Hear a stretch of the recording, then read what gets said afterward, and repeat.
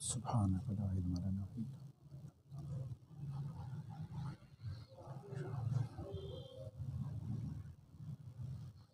مکتوب number 209 Mirza Ismail Khan bag کے نام نصیحت اور طریقہ عالیہ نقشبندیہ قدس اسرارہما کی تعریف میں تحریر فرمایا۔ میرے مخدوم، دنیا دار عمل اور کاشتکاری کی جگہ ہے، عیش اور فراغت دار آخرت کے لیے تیار کی گئی ہے۔ مقبول بندہ وہ ہے جو کہ اس چند روزہ زندگی کو طاعات کے وظائف سے آباد رکھے اور غفلت کے ساتھ نہ گزارے اور عیش اور آرام میں مشغول نہ ہو، کیونکہ اس کا نتیجہ آخرت میں بے فائدہ حسرت اور ندامت کے سوا نہیں ہوگا۔ قلبی ذکر کی اس قدر پابندی کرنی چاہیے کہ وہ دائمی ہو جائے اور دل کی صفت لازمہ بن جائے، جیسا کہ سننا کان کی صفت اور دیکھنا آنکھ کی صفت ہے۔ اور یہ بات طریقہ عالیہ نقشبندیہ میں آسان عمل کے ساتھ میسر ہے، کیونکہ ان بزرگواروں نے سیر کی ابتدا عالم عمر سے کی ہے اور اس کی نہایت کو بدایت یعنی ابتدا میں درج فرمایا ہے۔ وعلیکم السلام۔ پس طالب صادق کو اس طریقہ عالیہ کا اختیار کرنا اولیٰ اور انسب ہے، اور نیز اس طریقہ کے اکابر نے سنت کے اتباع اور بدعت سے اجتناب کو اختیار کیا ہے، جو کہ برکات کا ثمرہ عطا کرنے والا اور محبت ذاتیہ کا نتیجہ دینے والا ہے، جو کہ اہل سلوک کا بلند ترین مقام ہے۔ آیت کریمہ قُلْ إِن كُنتُمْ تُحِبُّونَ اللَّهَ فَاتَّبِعُونِي يُحْبِبْكُمُ اللَّهُ۔ آپ صلی اللہ علیہ وآلہ وسلم کہہ دیجئے کہ اگر تم اللہ تعالیٰ سے محبت کرتے ہو تو میری پیروی کرو، اللہ تعالیٰ تم سے محبت کرے گا، اسی معنی کی شاہد ہے۔ والسلام اولاً و آخراً۔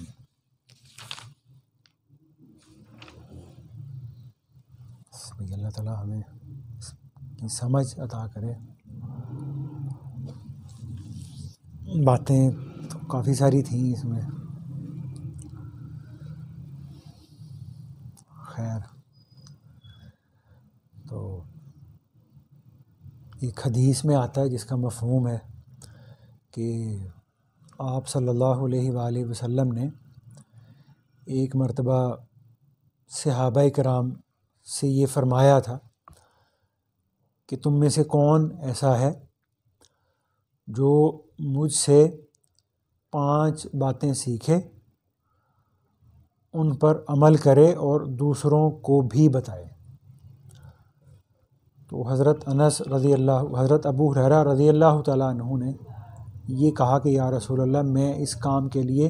تیار ہوں۔ تو پھر حدیث میں آتا ہے کہ آپ صلی اللہ علیہ وآلہ وسلم نے حضرت ابو ہریرہ رضی اللہ تعالیٰ عنہ کا ہاتھ اپنے ہاتھ میں پکڑ کر وہ 5 باتیں فرمائیں۔ تو ان میں سے ایک بات یہ تھی کہ اتق المحارم تکن عابد الناس، کہ تم اللہ تعالیٰ کی حرام کی ہوئی چیزوں سے بچو تو سب سے زیادہ عبادت گزار بن جاؤ گے۔ تو اس پہ بھی ہم نے تھوڑی سی ایک دفعہ بات کر لی تھی۔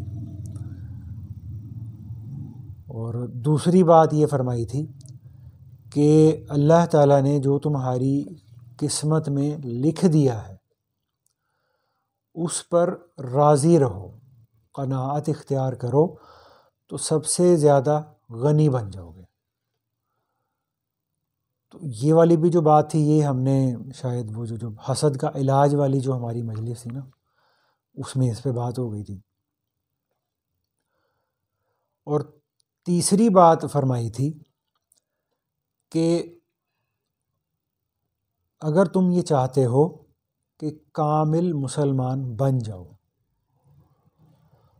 تو اپنے پڑوسی کے ساتھ اچھا سلوک کیا کرو، اور چوتھی بات یہ فرمائی تھی کہ جو تم اپنی ذات کے لیے، اپنے فائدے کے لیے جو چیز تم پسند کرتے ہو،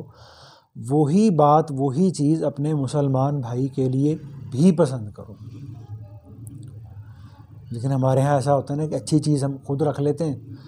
اور جو ہلکی ہوتی ہے، سستی ہوتی ہے، وہ دوسرے کو دے دیتے ہیں۔ اور پانچویں بات یہ فرمائی تھی کہ زیادہ مت ہنسا کرو کہ اس سے انسان کا دل مر جاتا ہے۔ تو اب اس میں جو تیسری بات فرمائی تھی نا کہ اپنے پڑوسی کے ساتھ اچھا سلوک کیا کرو، حسن سلوک سے اس کے ساتھ پیش آؤ تو کامل مسلمان بن جاؤ گے۔ یہ والی جو بات ہے نا، یہ جو دین اسلام کے جو 5 شعبے ہیں، عقائد کا، پھر عبادات کا، معاملات کا، معاشرت کا اور اخلاق کا، تو یہ جو 5 چیزیں جب مکمل ہوتی ہیں تو دین کامل ہوتا ہے۔ تو یہ والی جو تیسری بات ہے نا، پڑوسی کے ساتھ حسن سلوک کرنے کی، یہ دین کے جو چوتھا باب ہے نا معاشرت کا، اس سے تعلق رکھتی ہے۔ اور ہمارے معاشرے میں، ہمارے لوگوں کے اندر یہ چیز ہوتی ہے کہ ہم جو نماز، روزہ، ذکر، تلاوت، دعا، تسبیحات، نوافل، ان چیزوں کا ہمارے ہاں بہت زیادہ اہتمام ہوتا ہے، اور ان چیزوں کے کرنے کو ہم لوگ دین بھی سمجھتے ہیں۔ لیکن ہمارے ہاں ہوتا یہ ہے کہ معاملات کے بارے میں یا معاشرت کے بارے میں یا اخلاق کے بارے میں جو ہمارے اسلام کی جو احکامات ہیں ہم تک پہنچے ہوئے ہیں نا، ہمارے اندر اس کا کوئی اتنا زیادہ اہتمام نہیں ہوتا۔ تو ہمارے حضرت تھانوی صاحب رحمۃ اللہ علیہ کے بارے میں آتا ہے نا کہ اگر ان کو کوئی یہ کہتا کہ جی آج کل تہجد کا ناغہ ہو رہا، یا قرآن کی تلاوت نہیں ہو سکی، یا ذکر پورا نہیں ہو پا رہا، تو تھانوی صاحب رحمۃ اللہ علیہ فرماتے تھے کہ مجھے دکھ یا رنج تو ہوتا ہے لیکن اتنا نہیں ہوتا۔ تو لیکن کوئی آدمی اگر آ کر یہ کہے کہ معاشرت کے متعلق جو اللہ تعالیٰ کے احکامات ہیں نا، ان کے اندر مجھ سے کمی ہو رہی ہے، تو مجھے بہت زیادہ دکھ ہوتا ہے۔ اور اس کی وجہ بھی یہی ہوتی ہے کہ جو معاشرت کے متعلق جو اللہ تعالیٰ کے احکامات ہیں، ان کا تعلق حقوق العباد کے ساتھ ہوتا ہے، اور حقوق العباد میں اگر انسان سے اگر کوئی کمی رہ گئی تو قیامت کے دن اس وقت تک وہ معاف نہیں کی جائے گی جب تک جس کے ساتھ، جس آدمی کے ساتھ وہ معاملہ تھا، جب تک وہ معاف نہ کر دے۔ تو اس لیے اس کا جو ہے نا وہ بڑا خطرناک معاملہ ہوتا ہے کہ اگر قیامت کے دن اس آدمی نے ہماری کسی غلطی کو، کمی کو، کوتاہی کو معاف نہ کیا تو اللہ تعالیٰ بھی معاف نہیں فرمائے گی۔ تو اور یہ جو پڑوسی کے بارے میں جو بات فرمائی گئی ہے نا، تو اس میں ہم یہ بات جیسے کہا کرتے ہیں کہ جی قرآن کے اندر اللہ تعالیٰ نے اس حکم کا بڑا جو ہے نا وہ اس پہ بڑی تاکید کی، اس حکم کی بڑی تاکید کی، اس حکم کی بڑی، جب مختلف احکامات کے بارے میں ہم بات کرتے ہیں تو یہ جو پڑوسی کے ساتھ اچھے طریقے سے پیش آنا، قرآن پاک کے اندر اس کی اتنی اہمیت ہے کہ سورۃ نساء ہے نا قرآن پاک کے اندر، اس کی آیت نمبر 36 میں جہاں اللہ تعالیٰ نے اپنا حق بیان کیا کہ وَاعْبُدُوا اللَّهَ وَلَا تُشْرِكُوا بِهِ شَيْئًا، یعنی جس کے ساری بات کا، آیت کا مفہوم یہ بنتا ہے کہ اللہ تعالیٰ ہی کی عبادت کرو اور اللہ تعالیٰ کے ساتھ کسی کو شریک مت ٹھہراؤ۔ اور اس کے بعد اللہ تعالیٰ نے والدین کا حق فرمایا، وَبِالْوَالِدَيْنِ إِحْسَانًا۔ ٹھیک ہے، تو اس میں والدین کے بھی حق کی بڑی جو ہے نا وہ تاکید ہے کہ اللہ تعالیٰ نے قرآن پاک کے اندر 4 مقامات ایسے ہیں کہ ان مقامات کے اندر یعنی اس آیت کے اندر جہاں اللہ تعالیٰ نے اپنی عبادت کا حکم دیا ہے اور اپنے ساتھ کسی کو شریک نہ ٹھہرانے کا حکم دیا ہے نا، اسی آیت میں اپنا حق بیان کرنے کے فوراً بعد اللہ تعالیٰ نے والدین کے ساتھ اچھا سلوک کرنے کا حکم دیا ہے 4 آیتوں میں۔ ایک ہی آیت میں اللہ تعالیٰ نے اپنا بھی حق بیان کیا، اور اپنا حق بیان کرنے کے بعد اللہ تعالیٰ نے والدین کے ساتھ حسن سلوک کرنے کا حق بیان کیا، حکم دیا۔ تو یہ جو چیز ہے نا، اس کی اتنی اہمیت ہے کہ جہاں اللہ پاک نے اپنا حق بیان کیا، وہیں پر اللہ تعالیٰ نے والدین کے حق کو بھی بیان فرمایا۔ اور پھر یہ دونوں کا حق بیان کرنے کے بعد اللہ تعالیٰ نے اسی صورت نساء کے اندر نا، اس کی آیت نمبر 36 میں، تو اس کے بعد اللہ تعالیٰ نے جب یہ بیان فرمایا نا کہ والدین کے ساتھ اچھا سلوک کرو، پھر یعنی اپنے رشتہ داروں کے ساتھ اچھا سلوک کرو، پھر یتیموں کے ساتھ اچھا سلوک کرو، اور غلاموں کے ساتھ اچھا سلوک کرو، اور اسی کے ساتھ اسی آیت میں اللہ تعالیٰ نے پڑوسیوں کے ساتھ بھی اچھا سلوک کرنے کا حکم دیا۔ تو پڑوسی کا حق ادا کرنے کی اتنی زیادہ اہمیت ہے کہ جس آیت میں اللہ تعالیٰ کا حق بیان ہوا ہے اور اسی آیت میں والدین کا حق بیان ہوا ہے، اسی آیت میں اللہ تعالیٰ نے پڑوسیوں کے ساتھ اچھا سلوک کرنے کا بھی حکم فرمایا ہے، ٹھیک ہے۔ اور پھر اسی آیت میں اللہ تعالیٰ نے پڑوسی کی 3 قسمیں بھی بیان فرمائی ہے نا۔ تو پہلی قسم ہے جاری ذل قربا۔ تو جاری ذل قربا کا مطلب یہ ہوتا ہے کہ وہ پڑوسی یا وہ ہمسایہ جس کے گھر کی دیوار ہمارے گھر کی دیوار کے بالکل ساتھ ہے، تو اس پڑوسی کا جو حق ہے وہ سب سے زیادہ ہوتا ہے۔ اور دوسرے نمبر پہ اللہ پاک نے اس آیت میں جو پڑوسی کی جو ہے نا وہ مطلب قسم یا کہہ لیں کیٹیگری بیان کی، وہ فرمائی کہ الجار الجنب، ٹھیک ہے نا، یعنی وہ پڑوسی کہ جس کے گھر کی دیوار تو ہمارے گھر کے ساتھ نہیں لگتی، اس کا گھر ہم سے دوسرا ہے، تیسرا ہے، چوتھا ہے، 5واں ہے، 6واں ہے، اس کی دیوار ہمارے گھر کے ساتھ نہیں لگتی، ٹھیک ہے۔ تو جس کی دیوار ہمارے گھر کے ساتھ نہیں لگتی ہے وہ بھی ہمارا پڑوسی۔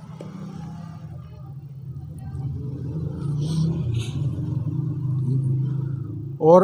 ایک تیسری قسم اس میں نا اسی آیت میں اللہ پاک نے پڑوسی کی بیان فرمائی کہ صاحب بالجنب۔ آیت بندہ اگر پڑھ لینا جا کے صاحب بالجنب، اب صاحب بالجنب کا جو ترجمہ ہے نا وہ ہوتا ہے تھوڑی دیر کا ساتھی۔ جو تھوڑی دیر کا ساتھی ہے اس کا کیا ترجمہ ہے، اس کا کیا مفہوم ہے؟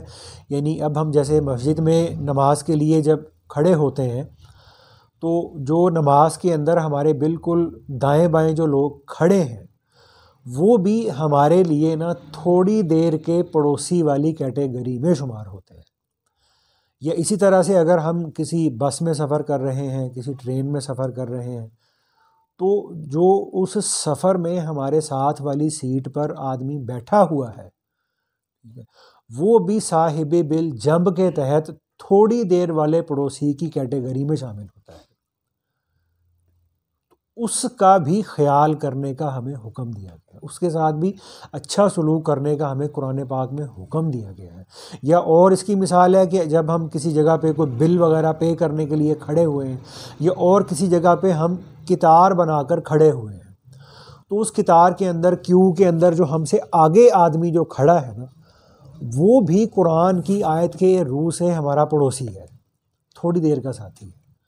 اور جو ہمارے پیچھے کھڑا ہے وہ بھی تھوڑی دیر کا ساتھی ہے، وہ بھی تھوڑی دیر کا پڑوسی ہے، ٹھیک ہے۔ یا اس کی ایک اور مثال ہوتی ہے، جیسے آپ لوگ ہاسٹل میں رہتے ہیں ٹھیک ہے نا. تو ہاسٹل کے روم کے اندر اگر ہم 2 بندے رہتے ہیں، 3 بندے رہتے ہیں، 4 بندے رہتے ہیں نا، تو وہ جو دوسرے جو ہمارے ساتھ 2 یا 3 جو روم میٹ رہ رہے ہیں نا، وہ بھی ہمارے پڑوسی کی کیٹیگری میں ہی شامل ہے. ٹھیک ہے نا. تو ان کے ساتھ بھی ہمیں اچھا سلوک کرنا چاہیے. ٹھیک ہے. اور پھر یہ احادیث کے اندر آتا ہے نا، اس کی اتنی تاکید ہے کہ آتا ہے نا کہ آپ صلی اللہ علیہ وآلہ وسلم نے یہ فرمایا. ساری باتوں کا مفہوم یہ ہے کہ جبرائیل علیہ السلام نے مجھے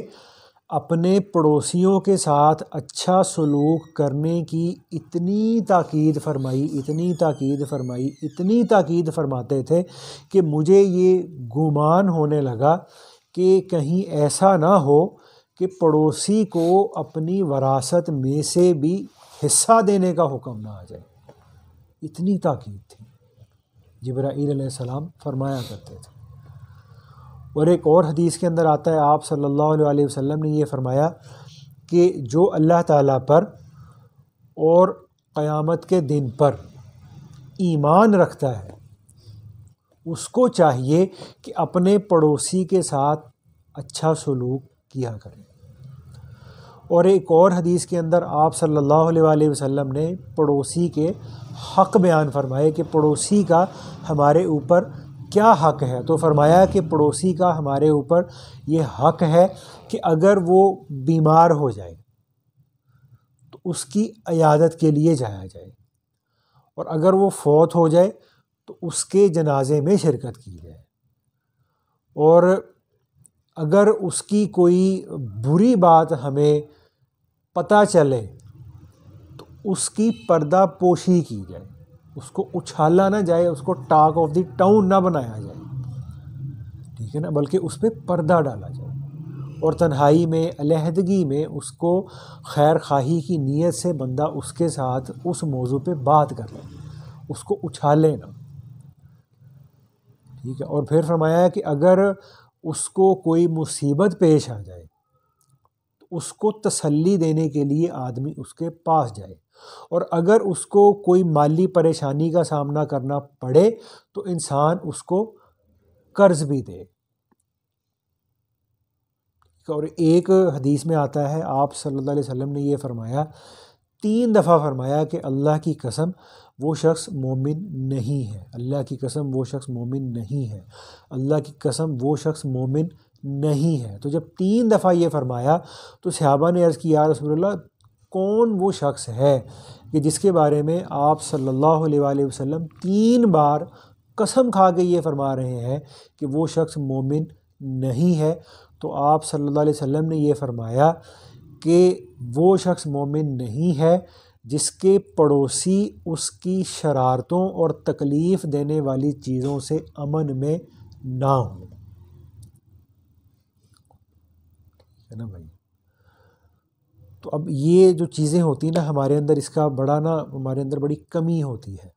اب ہمیں ایک چیز کی عادت ہے، کسی بھی چیز کی ایک عادت ہے، ہمارا کوئی روم میٹ ہے یا ہمارے بس کی سیٹ پر، ٹرین کی سیٹ پر ہمارے ساتھ بیٹھا ہوا ہے. ٹھیک ہے. تو اب ہم نے اپنا شوق پورا کرنا ہے، تو لیکن اس کو ہمارا اس شوق کے پورا کرنے سے نا تکلیف ہوتی ہے، اس کو ہماری وہ چیز پسند نہیں ہے. تو ہمیں نا اس چیز سے بچنا چاہیے جس کی وجہ سے ہمارے پڑوسی کو، ہمارے ساتھ رہنے والے کو کوئی تکلیف ہو. ہم اس کا عام طور پہ نا کوئی دھیان نہیں کرتے. پھر ایک اور حدیث کے اندر آتا ہے جس کا مفہوم ہے کہ پڑوسی 3 طرح کے ہوتے ہیں. مطلب ایک پڑوسی تو وہ ہے جو آپ کا پڑوسی بھی ہے اور ساتھ میں وہ غیر مسلم ہے، مسلمان نہیں ہے، پڑوسی ہے مگر مسلمان نہیں ہے. تو اللہ کے نبی صلی اللہ علیہ وسلم نے فرمایا کہ یہ والا جو پڑوسی ہے نا، اس کا ہمارے اوپر ایک حق ہے، پڑوسی ہے مگر مسلمان نہیں ہے. اور فرمایا کہ ایک دوسرا پڑوسی ایسا ہے، وہ آپ کا پڑوسی بھی ہے، مسلمان بھی ہے، تو اس کے ہمارے اوپر 2 حق ہیں. اور فرمایا کہ تیسرا جو پڑوسی ہے وہ ہمارا پڑوسی بھی ہے، مسلمان بھی ہے اور ہمارا رشتے دار بھی ہے. اس پڑوسی کے ہمارے اوپر 3 حق ہیں، لیکن ہمارے ہاں یہی سمجھا جاتا ہے کہ جو پڑوسی تو یا محلے کے اندر جو مالی اعتبار سے ہمارے برابر کا ہے وہ تو اس کو تو ہم اپنا پڑوسی گنتے ہیں، تو لیکن جو بیچارہ مالی اعتبار سے کمزور ہوتا ہے یا دینی اعتبار سے کمزور ہوتا ہے تو ہمارا رویہ نا اس کے ساتھ ذرا اور طرح کا ہوتا ہے، حالانکہ ایسا نہیں ہونا چاہیے۔ پڑوسی ہونے کی حیثیت سے وہ بھی، اس کا بھی ہمارے اوپر نا حق ہے، اور وہ تو زیادہ سے زیادہ گناہ گار ہوگا، زیادہ سے زیادہ فاسق فاجر ہوگا، زیادہ سے زیادہ وہ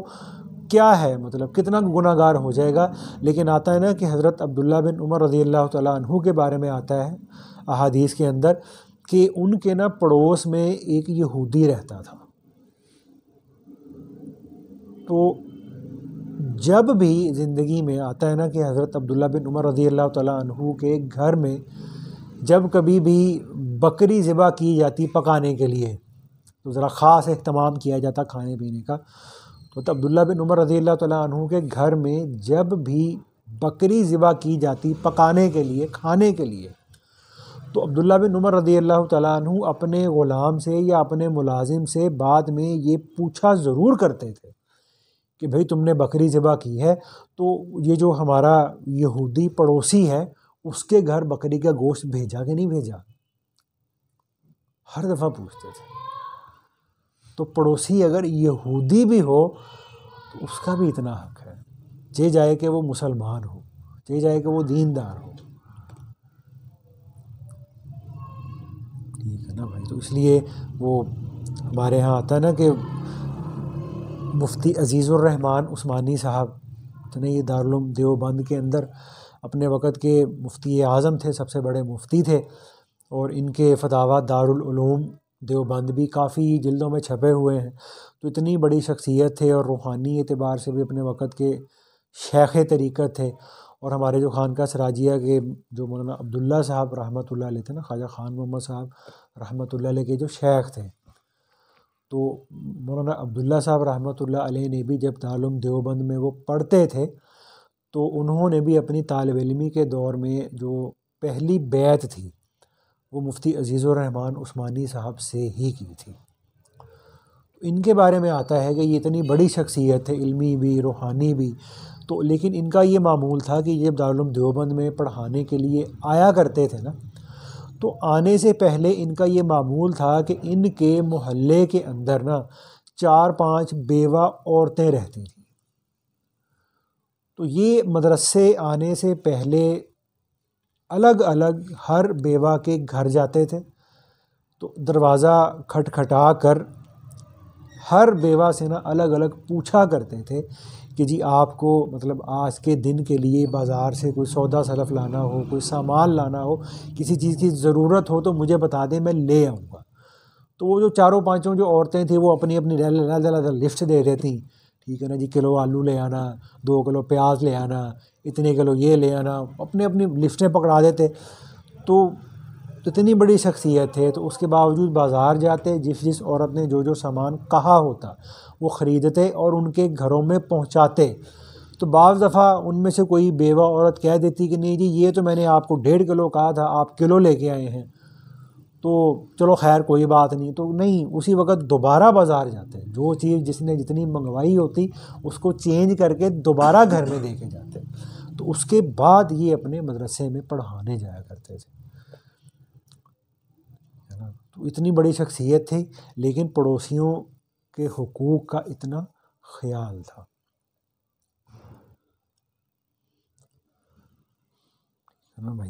تو اسی طرح سے اب اس میں جو تھوڑی دیر کا جو پڑوسی ہوتا ہے نا، تھوڑی دیر کا پڑوسی، اس کے بارے میں آتا ہے نا کہ جو مولانا حسین احمد مدنی رحمۃ اللہ علیہ ایک دفعہ ٹرین میں سفر کر رہے تھے،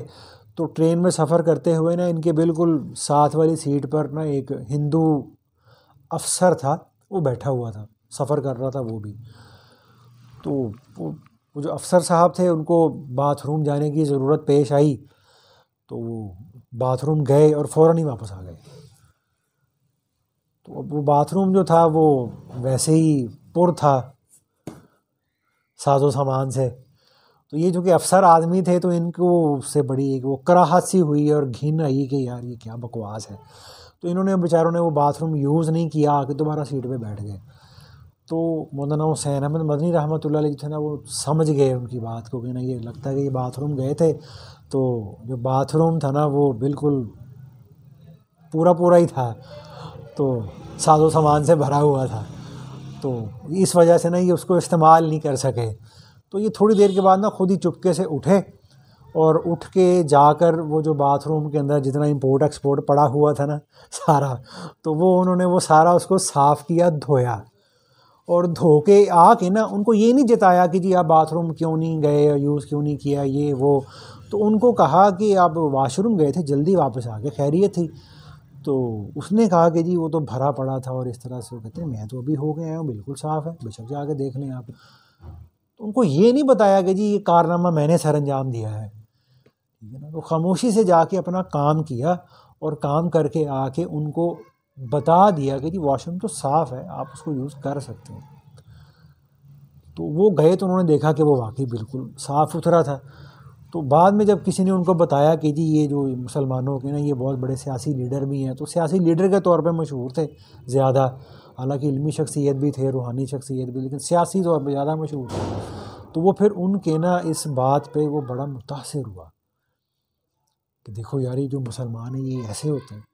کہ وہ مطلب اگلے کی ضرورت بھی پوری کر دیتے ہیں، کام بھی کر دیتے ہیں، لیکن اگلے کو جتایا بھی نہیں۔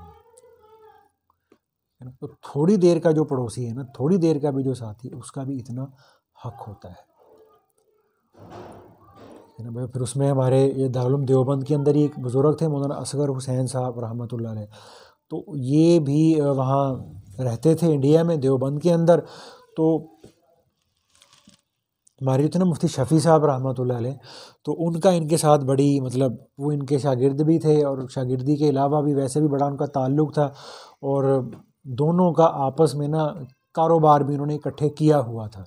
تو مفتی شفیع صاحب رحمۃ اللہ علیہ جو تھے، ان کو اکثر ویسے ملنے بھی جاتے رہتے تھے، کبھی کبھار کاروبار کا جو حساب کتاب کرنا ہوتا تھا اس کے لیے بھی جاتے رہتے تھے۔ تو یہ جو مولانا اصغر حسین صاحب رحمۃ اللہ علیہ تھے، یہ اچھے خاصے گھرانے کے تھے، اور مالی اعتبار سے ٹھیک بھی تھے، اور تجارت بھی کرتے تھے اپنی۔ تو لیکن ان کا جو گھر تھا وہ کچا تھا، حالانکہ خود مالی اعتبار سے اچھے خاصے تھے۔ تو اب جب برسات کا موسم آتا تو بارشوں کی وجہ سے کیا ہوتا، بارشوں کی وجہ سے کبھی کسی کمرے کی چھت ٹپکنے لگ جاتی، اور اس کو مرمت کیا جاتا، تو 1-1.5 مہینے کے بعد پھر بارش ہوتی تو کسی دوسرے کمرے کی چھت ٹپکنے لگ جاتی۔ تو جو بیچارے شاگرد تھے یا جو بیچارے معتقدین تھے نا، وہ بیچارے برسات کا جو 2-3 مہینے تھے نا، وہ بیچارے چھتوں کی مرمتی کرتے رہ جاتے تھے۔ تو ایک دن مفتی شفیع صاحب کہنے لگے کہ میری چونکہ ذرا ان سے بے تکلفی تھی، تو میں نے کہا کہ حضرت آپ کو بھی اس کی مطلب مسئلہ بنتا ہے، گھر میں تکلیف ہوتی ہے، دوسروں کو ٹھیک کرنا پڑتا ہے، مریدوں کو، شاگردوں کو، تو اگر آپ فرمائیں تو ہم آپ کے جو گھر کی چھتیں ہیں ان کو پکا نہ کر دیں۔ تو وہ کہتے ہیں مولانا اصغر حسین صاحب کہنے لگے واہ واہ مفتی شفیع، کیا تم نے عقل کی بات کی ہے، سبحان اللہ، آفرین ہے تمہاری۔ وہ انہوں نے نا ان کو ذرا جیسے وہ بندہ وہ ان کی تھوڑا سا نا وہ مطلب کی میٹھی میٹھی سی، آفرین ہے مفتی صاحب آپ کی عقل پہ، سمجھ پہ، بصیرت پہ، بڑا کمال کا نقطہ سمجھایا آپ نے مجھے، ہمیں سمجھ نہیں آیا ابھی تک ہمیں۔ تو وہ کہتے ہیں میں بڑا شرمندہ سا کچا سا میں ہو گیا، میں نے کہا یار یہ کو لگتا ہے کوئی تربیت ہونے والی ہے، جیسے وہ آموں کے چھلکوں کی ہوئی تھی اور کئی چیزوں کی ہوئی تھی۔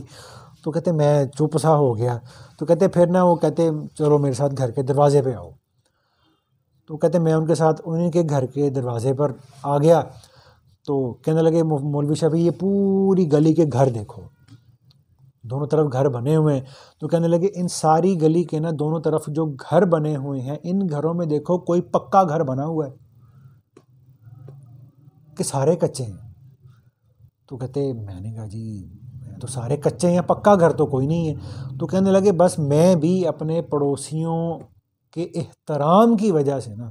اپنا گھر پکا نہیں بناتا،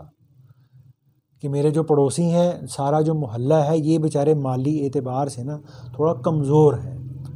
تو یہ سارے لوگوں کے جو کچے گھروں کے بیچ میں جب میرا پکا گھر بنا کھڑا ہوگا تو ان دیکھنے والوں کو، یہاں رہنے والوں کا دل کتنا دکھے گا، وہ بیچارے کتنا جو ہے نا وہ احساس کمتری کا شکار ہوں گے۔ تو کہنے لگے میرے پاس پیسے بھی ہیں، سارا کچھ ہے، لیکن میں اپنے پڑوسیوں کے احترام اور ان کے لیے اللہ تعالیٰ نے اور اللہ کے نبی صلی اللہ علیہ وسلم نے جو اچھا سلوک کرنے کی تاکیدیں فرمائی ہوئی ہیں نا، تو میں ان وجوہات کی وجہ سے اپنا گھر پکا نہیں بناتا کہ میرے پڑوسیوں کا کہیں دل نہ دکھے، ٹھیک ہے نا۔ اور پھر فرمایا انہی کے بارے میں آتا ہے نا کہ یہ ان کے پاس نا آم بڑے آیا کرتے تھے آموں کے موسم میں، گرمیوں کے موسم میں۔ تو ایک دفعہ مفتی شفیع صاحب بھی کہنے لگے کہ آم ہم لوگوں نے کھائے، اور میں نے کہا کہ لائیں حضرت یہ چھلکے میں شاپر میں ڈال کے نا باہر کہیں رکھ آتا ہوں۔ تو کہنے لگے ہمارے جو استاد تھے مولانا اصغر حسین صاحب رحمۃ اللہ علیہ، انہوں نے فرمایا کہ دیکھو بھائی، یہ میرے جو محلے والے جو لوگ ہیں نا، ان بیچاروں کو نا اتنی فراوانی کے ساتھ آم کھانے کو نہیں ملتے، تو جتنے میرے گھر اللہ کا شکر ہے آتے رہتے ہیں، لانے والے لاتے رہتے ہیں۔ تو کہنے لگے کہ میں اسی وجہ سے پھر ہم جو سارا دن ہم نے جو گھر میں آم کھائے ہوتے ہیں نا، تو ہم ان آموں کے چھلکے بھی اپنے محلے میں باہر نہیں پھینکتے، کہ چونکہ جو ہمارے باقی محلے والے لوگ ہیں وہ بیچارے اتنے آم وغیرہ کھانا اس کو نا افورڈ نہیں کر سکتے، تو جب وہ جو ہے نا وہ کثرت سے ہمارے گھر کے باہر آموں کے چھلکے پڑے ہوئے دیکھیں گے تو ان کا دل دکھے گا، ٹھیک ہے نا، ان کے اندر ایک ناشکری کی ایک کیفیت پیدا ہوگی۔ تو میں پھر ان کو اس دکھی دل والی کیفیت سے بچانے کے لیے جو ہمارے گھر میں آموں کے چھلکے ہوتے ہیں نا، ان کو اپنے محلے کے باہر ایک جگہ پر کوڑا سٹینڈ بنا ہوا ہے وہاں پھینک کے آتا ہوں۔ تو اتنا خیال رکھنے والے لوگ تھے۔ تو اسی طرح سے وہ ہمارا نا ہمارے جو سلسلے کے بزرگ تھے حضرت سید نور محمد بدایونی رحمۃ اللہ علیہ، جو مرزا مظہر جانے جانا رحمۃ اللہ علیہ کے شیخ تھے، تو اب ہمارا نا ان کا جہاں پہ گھر تھا تو گھر میں ہی ان کی خانقاہ تھی، تو ان کا جو گھر تھا تو ان کے بالکل پڑوس میں، یعنی جو بالکل گھر کے جو ساتھ جو دیوار والا گھر تھا نا، وہاں پر چرس کی فیکٹری لگی ہوئی تھی، یعنی وہ ایک آدمی تھا، وہ نا بھنگ کا کاروبار کرتا تھا، بھنگ اپنے گھر میں تیار کرتا، چرس اپنے گھر میں تیار کرتا تھا، اور پھر اس کو آگے جا کے وہ جو ہے نا مختلف سٹورز پہ سپلائی کرتا تھا۔ تو اب وہ بھنگ اور پھر اس کی بدبو اور اس کی عجیب و غریب دھواں، تو وہ جو تھا نا، وہ جو ادھر ان کے گھر میں جو ذکر کے لیے لوگ آتے تھے، ان کی خانقاہ میں لوگ آتے تھے، وہ بڑے بیچارے تنگ ہوتے تھے اس سے کہ یار یہ کیا مطلب عجیب سی بات ہے کہ اتنی بڑی شخصیت کا یہاں گھر ہے، علمی دینی مرکز بنا ہوا، اور گھر کے بالکل ساتھ ہی جو ہے نا وہ بھنگ کی فیکٹری لگی ہوئی ہے، چرس جو ہے نا وہ بنتی ہے، تو کتنی بری بات ہے۔ تو انہی کے کسی مرید نے نا جا کر جو ہے وہ شہر کا جو تھا وہ کوتوال اس وقت میں جو ہوتا تھا پولیس والا، اس کو جا کے شکایت کر دی، تو انہوں نے اس کو گرفتار کر لیا، تو گرفتار کر کے اس کو جیل میں ڈال دیا گیا۔ جب جیل میں ڈال دیا گیا تو ایک دو دن جب گزر گئے تو جو سید نور محمد بدایونی رحمۃ اللہ علیہ تھے، انہوں نے جو تھا نا کہ دیکھا کہ جی وہ اب تو وہ چمنیوں میں سے دھواں بھی نہیں نکل رہا اور اسمیل بھی نہیں آ رہی، 2-3 دن گزر چکے ہیں، تو وہ کیا ہوا؟ تو انہوں نے اپنے مریدین سے پوچھا کہ بھائی وہ کیا ہوا، ساتھ والے گھر سے وہ مطلب آواز بھی نہیں آ رہی، اسمیل بھی نہیں آ رہی، دھواں بھی نہیں آ رہا؟ تو کہا جی وہ آپ کے فلاں عقیدت مند نے جو ہے نا وہ آپ کی خیر خواہی کی نیت سے اور آنے والوں کے احترام اور اکرام کی وجہ سے جو ہے نا وہ پولیس والوں کو اطلاع کر دی تھی، اور انہوں نے جناب اس کو ریڈ کر کے نا اس کو گرفتار کر لیا، اور اب وہ بیچارہ 2 دن سے نا جیل میں پڑا ہوا ہے۔ تو وہ سید نور محمد بدایونی رحمۃ اللہ علیہ کے بارے میں آتا کہ وہ اپنے ان مریدوں سے نا بہت زیادہ ناراض ہوئے، تو انہوں نے فرمایا کہ بھائی تم پہلے پولیس کو اطلاع کرنے کی بجائے پہلے تمہارا حق بنتا تھا تم اس کو جا کر سمجھاتے، اس کو کہتے، اس کو نہیں انل منکر کرتے کہ بھائی تم یہ کام چھوڑ دو، یہ اچھا کام نہیں ہے اور گناہ کا کام بھی ہے۔ تو تم نے جو ہے نا ایک تو اس میں گناہ کیا کہ تم نے اس کو سمجھایا نہیں پہلے، ٹھیک ہے، تمہیں اس کو سمجھانا چاہیے تھا، پھر اگر وہ سمجھانے سے بعد نہ آتا تو پھر تم آگے پولیس کو بتاتے، جو کچھ بھی کرتے، پھر وہ تمہارا پولیس کو اطلاع کرنا ٹھیک تھا۔ تو آتا کہ وہی پڑوسی جو مطلب چرس بیچتا ہے، بناتا ہے، اب اس کی ضمانت کرانے کے لیے سید نور محمد بدایونی رحمۃ اللہ علیہ خود جیل گئے، یہ کتنے بڑے اخلاق کی بات ہے اور کتنے بڑے ظرف کی بات ہے۔ تو خود جا کر اس کی ضمانت کرائی، جو بھی اس وقت میں جو فائن بھرنا تھا، مچل کے بھرے، اس کے جو بھی چکر ہوتے ہیں وہ سارا کچھ اس کے لیے انہوں نے اپنے پلے سے کیا، اپنی جیب سے سارا کچھ کیا، اور اس کی ضمانت کرا کے اس کو اپنے گھر لائے۔ گھر لا کے اس کو یہ نہیں کہا کہ اگے تو بندے دا پت بن جا، خبردار اگے تو یہ کام کیتا تم چھڑ دے، گناہ ہے، یہ ہے وہ نہیں، اس کو اپنے گھر بٹھا کرنا پہلے اس سے معافی مانگی ہے کہ بھائی یہ جو تمہارے ساتھ جتنا کچھ ہوا نا، تو یہ میری بے خبری میں ہوا، مجھے اس کی اطلاع نہیں دی گئی، تو اس لیے جو آپ کو تکلیف پہنچی، آپ کو جیل جانا پڑا، آپ کی جناب پورے علاقے میں آپ کے جیل جانے کی وجہ سے آپ کی بدنامی ہوئی، اس کے لیے میں آپ سے معافی مانگتا ہوں۔ اس سے معافی مانگی انہوں نے، تو وہ پھر ان کے اس معافی مانگنے سے، ضمانت کرانے سے ان کا وہ پڑوسی اتنا مطلب وہ متاثر ہوا کہ اس نے پھر اپنے اس کاروبار سے بھی توبہ کی، اور پھر اس نے اور کاروبار بھی شروع کیا، اور وہ پھر ان سے بیعت بھی ہوا، اور پھر محنت کرتے کرتے روحانی لحاظ سے اللہ نے اس کو بہت آگے بھی بڑھایا ہے نا۔ تو جو ہمارے جو اکابرین تھے، جو ہمارے اسلاف تھے نا، ان کے اندر بھی پڑوسی کے ساتھ اس طرح سے حسن سلوک کیا جاتا تھا، اتنا اس کا خیال رکھا جاتا تھا، ٹھیک ہے۔ تو ایسے امام ابو حنیفہ رحمۃ اللہ علیہ کے بارے میں بھی آتا ہے کہ ان کے بھی بالکل پڑوس کے اندر ایک نوجوان تھا، وہ بالکل جو تھا نا وہ جس کو کہتے ہیں نا وہ چین سموکر جس کو بولتے ہیں نا، وہ شرابی تھا اور بہت زیادہ شراب پیتا تھا، اور وہ اس کا کیا طریقہ تھا، وہ اس نے شراب پی لینی رات کو، اور شراب پی کر اس نے نا رات کو اپنے گھر کی چھت پہ چڑھ جانا، اور چھت پہ چڑھ کے اس نے اول فول بولتے رہنا، سارے محلے کو سنائی دینا۔ تو ساتھ میں نا اس نے پھر عربی میں نا وہ اشعار میں یہ کہا کرتا تھا کہ میں آدمی تو بڑے کام کا ہوں، میں آدمی تو بڑے کام کا ہوں، لیکن میرے جو ساتھ والے لوگ ہیں نا، ان لوگوں نے میری کبھی قدر نہیں کی، میرے مقام کو کبھی نہیں پہچانا۔ تو وہ ایسے جو اول فول بولتا تھا اس میں یہ شعر بھی پڑھا کرتا تھا۔ تو کسی دن جا کر امام ابو حنیفہ رحمۃ اللہ علیہ کے ایسی شاگردوں وغیرہ میں سے نا کسی نے جا کر اس کی نا کوتوال کے پاس شکایت کر دی کہ جی دیکھو یہ شراب پیتا ہے اور اوروں کو بھی شراب پلاتا ہے، اور پھر شراب بھی پیتا ہی نہیں ہے، اور اس کے پڑوس میں اتنی بڑی شخصیت رہتی ہے، کاروباری شخصیت، ابو حنیفہ رحمۃ اللہ علیہ کی بہت بڑی تجارت بھی تھی، بہت مالدار آدمی تھے، اور پھر بہت بڑی علمی شخصیت بھی تھے، روحانی شخصیت بھی تھے۔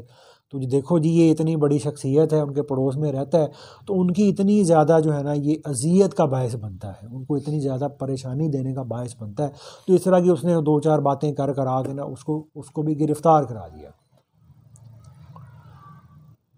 تو اب جب وہ اس کو بھی ایک دو دن گزرے، ابو حنیفہ رحمۃ اللہ علیہ نے دیکھا کہ جی وہ رات کو آج آواز نہیں آ رہی کہ جی میں آدمی تو بڑے کام کا ہوں اور لوگوں نے میری قدر نہیں کی اور میرے مقام کو نہیں پہچانا، تو انہوں نے پوچھا کہ بھئی وہ جو اپنے مقام کی قدر ہمیں کرایا کرتا ہے وہ کدھر ہے، اس کی طبیعت ٹھیک ہے، کہیں گیا تو نہیں ہوا؟ تو کسی نے کہا کہ جی وہ آپ کا جو فلاں شاگرد ہے نا، اس نے اس کی شکایت کر کے نا اس کو نا اس کی پھٹی لکھا دی، جیل میں پڑا ہوا ہے وہ۔ تو اسی طرح سے پھر ابو حنیفہ رحمۃ اللہ علیہ بھی جو ہے نا وہ بذات خود جو ہے وہ جیل گئے، اس کی انہوں نے ضمانت کرائی، اور پھر ضمانت کرا کے جب اس کو گھر لے کے آئے نا تو اس کو کہا کہ دیکھو بھائی واقعی میں جو ہے نا وہ ہمارے پورے محلے نے تمہاری قدر نہیں کی، آدمی تم بڑے کام کے ہو، لیکن دیکھ لو نعمان نے تمہاری قدر بھی کر لی اور تمہارے مقام کو بھی پہچان لیا۔ تو وہ پھر اس نے بھی ظاہر ہے پھر شراب پینے سے اس نے توبہ بھی کی، اور پھر وہ بڑا اچھا مسلمان بنا، اور پھر امام ابو حنیفہ رحمۃ اللہ علیہ کے شاگردوں میں شمار ہو کر اپنے وقت کا بہت بڑا اللہ نے اس کو عالم بھی بنایا ہے نا۔ تو یہ جو ہمارے جو تھے نا اسلاف، ٹھیک ہے نا، تو ان کا مطلب اتنے گناہ گار لوگوں کے ساتھ، اتنے فاسق فاجر لوگوں کے ساتھ ان کا اتنا اچھا بیہیویئر تھا، ٹھیک ہے نا۔ لیکن ہمارے ہاں یہ ہوتا ہے کہ ہمارا جو پڑوسی چاہے دیوار کے ساتھ والا ہے یا اس گلی کے ساتھ والا ہے یا ہمارا وہ روم میٹ ہے یا ہمارا جو ہمارا کلاس فیلو بھی ہمارا پڑوسی ہے، ٹھیک ہے نا، وہ تھوڑی دیر والا ہمارا پڑوسی ہے، روم میٹ بھی ہمارا پڑوسی ہے، ٹھیک ہے نا۔ جو ہمارے روم میٹ ہوتے ہیں، جو ہمارے کلاس فیلو ہوتے ہیں، وہ مسلمان ہوتے ہیں، اور اللہ کا شکر ہے مسجد میں جانے والے بھی ہوتے ہیں اور کافی اعتبار سے اللہ سے ڈرنے والے بھی ہوتے ہیں. تو کتنی عجیب بات ہے کہ ہم اپنی جو ہے نا وہ بد سلوکی سے، اپنی بری عادات سے اپنے پڑوسی کو اذیت پہنچانے والے ہیں. تو ہمیں اس کا نا بڑا مطلب نا اہتمام کرنا چاہیے. تو ہمارے ہاں بس جو ہے نا روحانیت کا مطلب، تصوف کا مطلب، تزکیے کا مطلب وہ جو ہے نا صرف ذکر کرتے رہنا، تسبیح، اگرچہ وہ بھی اس کا ایک پارٹ ہے، ٹھیک ہے نا. تو اصل میں تو جو اپنی اصلاح کا مطلب یہ ہے کہ اگر ہم اپنی اصلاح چاہتے ہیں تو اپنی اصلاح چاہنے کا مطلب یہ ہے کہ ہم نے اپنے آپ کو پورے کے پورے دین کے 5 شعبوں پر لانے کی محنت، فکر، کوشش کرنی ہے کہ ہمارے عقائد بھی ٹھیک ہو جائیں، ہماری عبادات بھی ٹھیک ہو جائیں، ہمارے معاملات بھی ٹھیک ہو جائیں، ٹھیک ہے، ہماری معاشرت بھی ٹھیک ہو جائے، اور ہمارے اخلاق یعنی جو ہمارا جو اندر کا جو تزکیہ نفس والا جو شعبہ ہے وہ بھی ٹھیک ہو جائے، اخلاق ٹھیک ہو جائے. تو ہمیں اپنی ان 5 چیزوں کو درست کرنا ہے، ٹھیک ہے نا. تو ان 5 چیزوں کو درست کریں گے تو ہم کامل اور مکمل کہلائیں گے دین کے اعتبار سے. لیکن ہمارے ہاں کیا ہوتا ہے کہ ہم جو ہے نا وہ اپنی عبادات کے اعتبار سے یا لوگوں پر دین کی محنت کرنے کے اعتبار سے تو ہم ماشاءاللہ بڑے مطلب پورے ہوتے ہیں اور بڑے کامل ہوتے ہیں، بڑے پرفیکٹ ہوتے ہیں. لیکن ہوتا کیا ہے کہ جن لوگوں کے ساتھ ہم کاروبار کر رہے ہوتے ہیں وہ لوگ ہمارے کاروبار کے اندر وعدہ پورا نہ کرنے کی وجہ سے بڑے ہم سے تنگ ہوتے ہیں، ٹھیک ہے نا. ہماری جو ہے نا وہ بات کے اندر جو ہے نا وہ جھوٹ کے ہونے کی وجہ سے ہم سے بڑے تنگ ہوتے ہیں، اور ہمارے اندر معاملات کے اعتبار سے، کمیوں کے اعتبار سے وہ لوگ ہم سے بڑے تنگ ہوتے ہیں. وہ کہتے ہیں جی ٹھیک ہے جی ماشاءاللہ بڑے نیک ہیں جی، بڑے حاجی ہیں جی، بڑے نمازی ہیں جی، بڑا ذکر تسبیح کرنے والے جی، بڑا تبلیغ کرنے والے، بڑا لوگوں کو خیر کی باتیں کہنے والے، بڑے اچھے صوفی صاحب ہیں، بڑی ذکر تسبیح کرتے ہیں. لیکن یار انہوں نے آج تک بتاؤ کبھی وعدہ پورا کیا ہو؟ لوگ ہمارے بارے میں یہ باتیں کرتے ہیں، لوگ ہمارے بارے میں یہ باتیں کرتے ہیں. یا بتاؤ اس نے کبھی آج تک جو ہے نا وہ سچ بولا ہو، اس نے جو بات کی ہے اس پر یہ کبھی پورا اترا ہو، ٹھیک ہے نا. تو لوگوں کو ہماری معاملات کے اعتبار سے ہم سے شکایت ہوتی ہے، ہماری معاشرت کے اعتبار سے. اب ہمارے جو رشتہ دار ہوتے ہیں وہ کہتے ہیں جی ٹھیک ہے جی ہمیں پتہ ہے اس کے بارے میں، یہ 2 گھنٹے بیٹھ کے مراقبے کرتا ہے، اور جناب یہ روزانہ قرآن پاک کے 2 سپارے بیٹھ کے پڑھتا ہے، 1000 دفعہ یہ درود شریف پڑھتا ہے، اور جناب جب دیکھو جناب یہ کبھی کسی کو خیر کی بات کر رہا، کبھی کسی کو خیر کی بات کر رہا، کبھی کسی کو خیر کی بات کر رہا. لیکن دیکھو اس کا فلاں فلاں رشتہ دار ہے، ان کے ساتھ یہ پچھلے 2 سال سے 3 سال سے قطع تعلق ہی کیے بیٹھا ہے، ان کے گھر نہیں جاتا، ان کی شادی پہ بلائیں ان کی شادی پہ نہیں جاتا، ان کے گھروں میں کوئی فوتگی ہو جائے ان کی فوتگی پہ نہیں جاتا. ہاں ویسے بڑا حاجی نمازی، بڑا پکا صوفی ہے، بڑا پکا دیندار، لیکن اپنے رشتہ داروں کے اعتبار سے ہمارے اندر یہ کمیاں موجود ہوتی ہیں. تو ہمیں جہاں اپنی عبادات کو پورا کرنا ہے، اپنے ذکر اذکار کو پورا کرنا ہے، تو اسی طرح سے ہمیں اپنی معاشرت کو بھی ٹھیک کرنا ہے، ٹھیک ہے نا. اب یہ ذکر ہے، تسبیح ہے، نماز ہے، تلاوت ہے، اور جتنے ہمارے جو انفرادی اعمال ہیں نا، تو یہ تو صرف دین کے ایک شعبے عبادات کے اندر آ جاتے ہیں، ٹھیک ہے نا. تو باقی جو 4 شعبے ہیں نا دین کے، وہ ذکر، تسبیح، نماز، تلاوت کے علاوہ ہیں. جبکہ ہمارا حال یہ ہوتا ہے کہ ہم اپنے آپ کو ذکر، تسبیح، تلاوت والے دین کے حصے پر چل کر ہم اپنے آپ کو بہت بڑا سمجھ لیتے ہیں کہ جی بس اب جو ہے نا وہ ساری منازل طے ہونے والی ہیں، اور کسی دن بس شیخ کے پاس جانا ہے اور انہوں نے جو ہے وہ سینے سے لگانا ہے اور جو ہے وہ خلافت دے دینی مجھے. ہم اپنے بارے میں نا یہ گمان کیے بیٹھے ہوتے ہیں، لیکن ہم نے اپنے فلاں دوست کا دل دکھایا ہوا ہے، ہم اپنے فلاں رشتہ دار کے ساتھ لڑے ہوئے ہیں، ٹھیک ہے. جہاں ہم اپنا کاروبار کر رہے ہیں، جہاں پہ اپنی تجارت کر رہے ہیں، وہاں پر ہم اپنے جھوٹ بولنے کی وجہ سے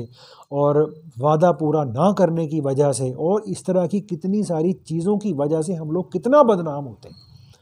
کتنا لوگوں کے اندر جو ہے نا وہ ہمارے بارے میں غلط لوگوں کا ذہن بنا ہوتا ہے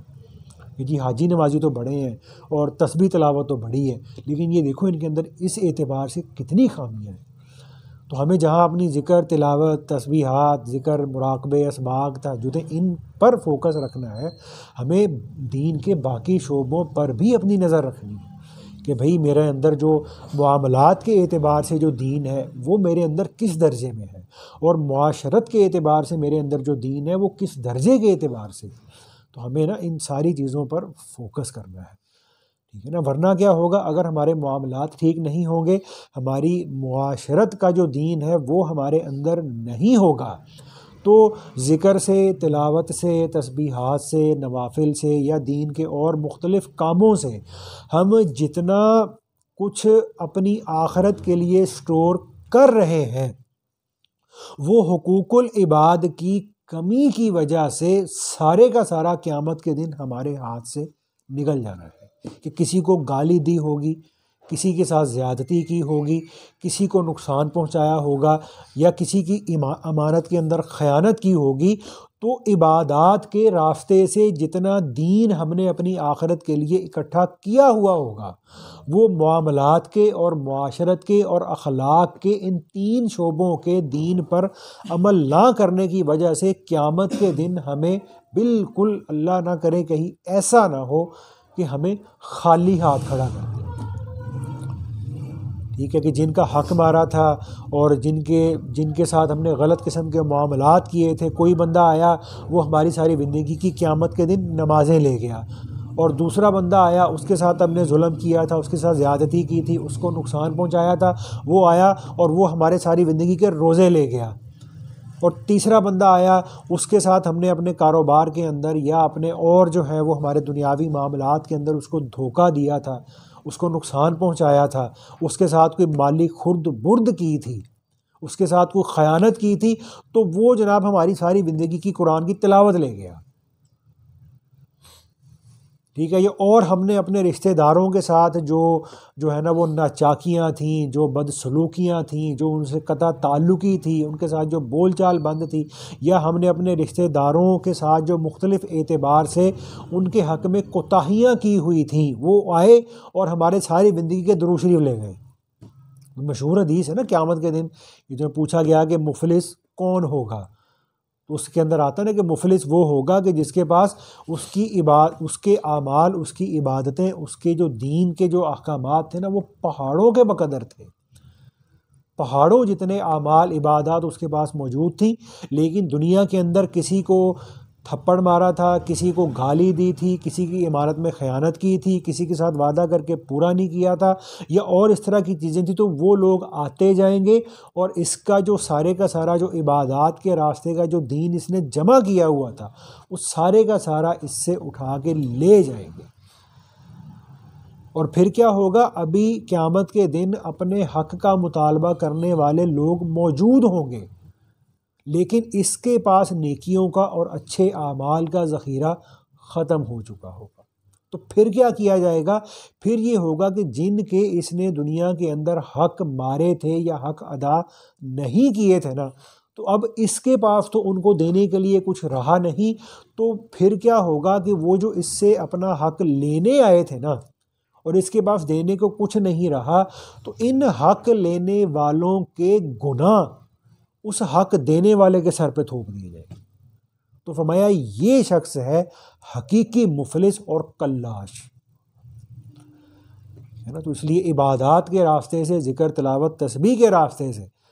نوافل کے راستے سے جتنا دین ہم اکٹھا کر رہے ہیں نا اپنی آخرت کے لیے، تو اللہ نہ کرے کہیں ایسا نہ ہو کہ معاملات کی خرابی کی وجہ سے، معاشرت کی خرابی کی وجہ سے اس سارے کا سارا ہمیں لوگوں کو دینا پڑ جائے، ٹھیک ہے نا، تو اس لیے ہمیں اپنی نا ان چیزوں پر بھی دھیان دینے کی ضرورت ہے، اور خاص طور پہ چونکہ یہ جو پڑوسی تھا، تو پڑوسی کے بارے میں ہمیں اب اس میں نا بڑا دھیان رکھنا چاہیے بھائی، ٹھیک ہے نا، تو اسی طرح سے جیسے آپ لوگ یہاں 2 بندے بیٹھے ہوئے، تو آپ کا ایک پڑوسی جو ہے وہ غیر مسلم بھی ہے، ٹھیک ہے نا، جو نعمان ہے، ٹھیک ہے نا، تو اب اس کا بھی حق ہے، اب یہ نہیں ہے کہ ہم اس کے لیے اپنے دل کے اندر ایک کڑ رکھیں، ہمارے دل کے اندر اس کی ایک نفرت ہو، نہیں، پڑوسی ہونے کے اعتبار سے بھلے وہ نان مسلم ہے، اس کا ہمارے اوپر بہت زیادہ حق ہے۔ قادیانی تو ایک الگ چیز نکل آتی ہے، قادیانی کی بات کی نا آپ نے، اب وہ اس پہ انشاءاللہ بات کر لیں گے کبھی، وہ ایک الگ چیز ہے، ٹھیک ہے نا بھائی، تو اس لیے اللہ تعالیٰ بھائی مجھے بھی اس کی توفیق دیں، ہم سب کو بھائی اللہ پاک اس میں نا عمل کرنے کی توفیق عطا فرمائے۔